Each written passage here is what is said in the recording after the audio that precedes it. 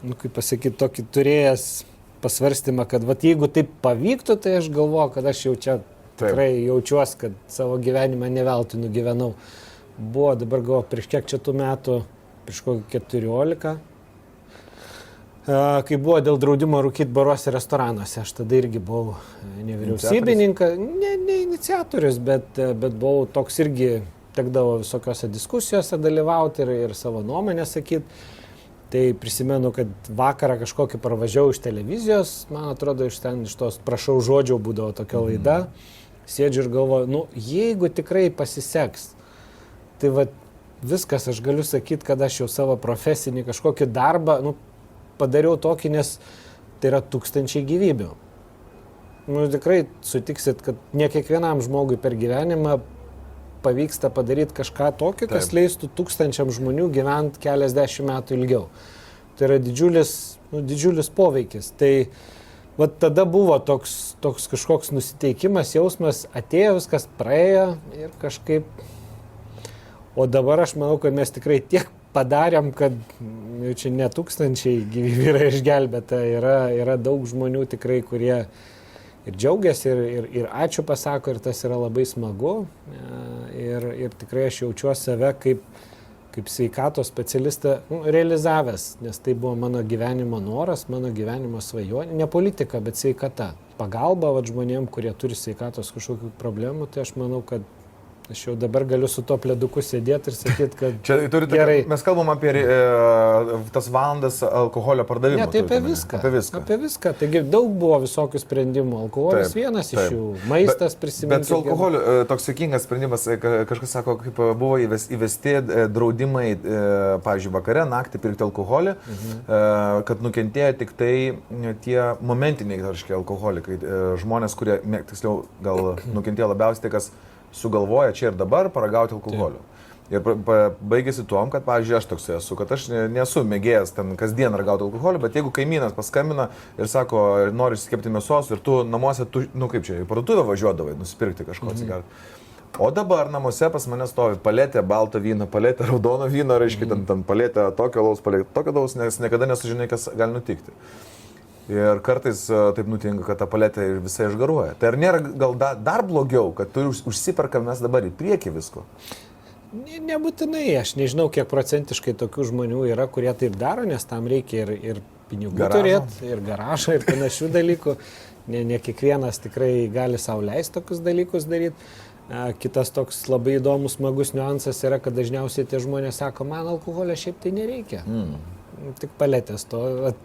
Maža ką? Tai buvo karantinas, tai ką veikia? Tai maža ką, žmonės visko galėtų šiaip paletėm prisipirkti namuose. Tiesa. Bet paletė stovi specifinė. Nestovi ten skalbimo miltelių paletė, ten dar koks nors reikalas.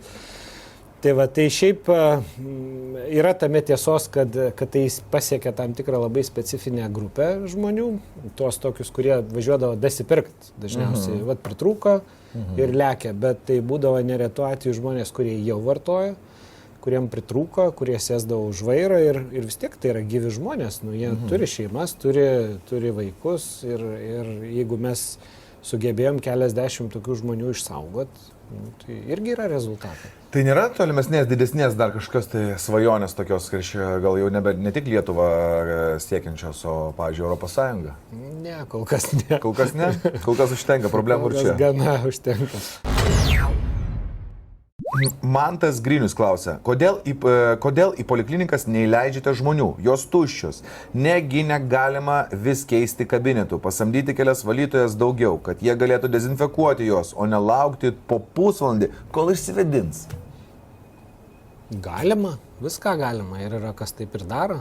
Tai čia ne aš asmeniškai ten neįleidžiu, yra poliklinika, kiekviena turi savo vadovą, kuris organizuoja ten darbo procesus, tai pas jį reikėtų ir klausti, kodėl ten kas ko neįleidžia. Mes tikrai netrukdom. Reiškia, skundus reikia, čia jūs tik tai rekomendacijas duodat. Taip. Klausia papuošalai Dijos. Kada gydytojai Lietuvoje pradės dirbti savo darbą, gydyti ir priimti kitus ligonius be koronos ir už ką mes mokame toliau sodrai, už sveikatą, jei gydytojai mūsų nepriima ir negydo? Mes mokam ne sodrai, mokam privalomą sveikatos draudimą ir gydytojai savo darbą dirba.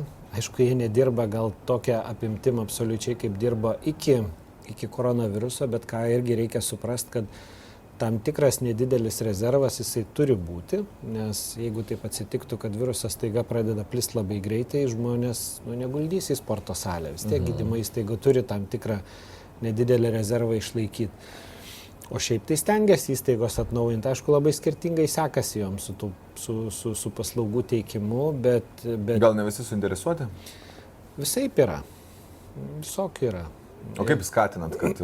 Taip, nustatėm tokį procentą, kokį paslaugų reikėtų pasiekti, kad būtų galima gauti tą 1/12 apmokėjimą. Tai dabar dėl to yra labai daug visokių ginčų, diskusijų, čia gerai ar ne. Jinai buvo ta 1/12 padaryta tam, kad įstaigos jaustųsi finansiškai saugios, kad nenukentėtų medikai, neprarastų atlyginimą ir reikėtų išeiti iš darbo.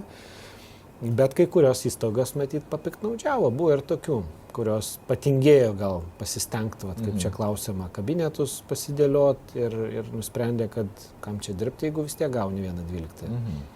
O kaip jūs kovojate apskritai su tokiu pasipriešinimu, sakykit, kai jūs būna tam tikri sprendimai, sulaukia diskusijų, pasipriešinimo, neigiamų emocijų, ar ne? Jūs kiek procentaliai nusigrėžėt nuo savo sprendimo ir, sakykime, pasiklausot išorinių kažkokių tai dirgiklių, o kiek visgi numojat ranką galvot, ką jie supranta ir daro taip, kaip nusprendėte esate? Matot, aš nelabai prisimenu tokių, gal sakykime, vienasmenių sprendimų, kur aš tiesiog žmonės kaip įsivaizduoja tą, matyti, ministro darbą keistai, kad rytą atsikėlė. Nuo šiol visi tik su žydrom kaukiam. Taip. Atsikėlė į rytą, parašė įsakymą, sugalvojęs kažkokią kaip karalius ir išleidė ir visi ten turi vykdyti.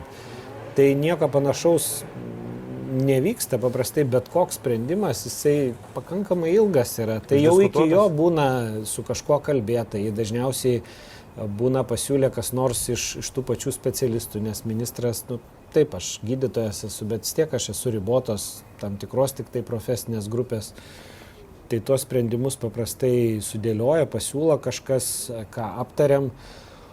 O dėl to, ar atsitraukiam ar ne, viskas nuo aplinkybių priklauso. Tai jeigu matai, kad yra nerealu įgyvendinti, tai nelabai yra prasminga galva į sieną daužyti, kas iš to. Tai tiesiog priimi tą kaip tokią neišvengiamybę ir supranti, kad turbūt nelaikas dar yra. Tegul ir geras tas sprendimas, bet visuomenė arba bendruomenė kažkokia vis tiek turi būti pasiruošus kažkam. Ir būna, kada tikrai labai nelaikas ką nors padaryti. Gerą dalyką pasiūlai, bet supranti, kad tikrai nepriims dar. Aišku, būna ir tokių dalykų, kada paliečia interesų grupės ir tos interesų grupės, aišku, kad tada priešinasi, nes tai būna susijęs su kažkokiu pajamų praradimu, tai tada tiesiog turi atkentėti ir nieko nepadarysi.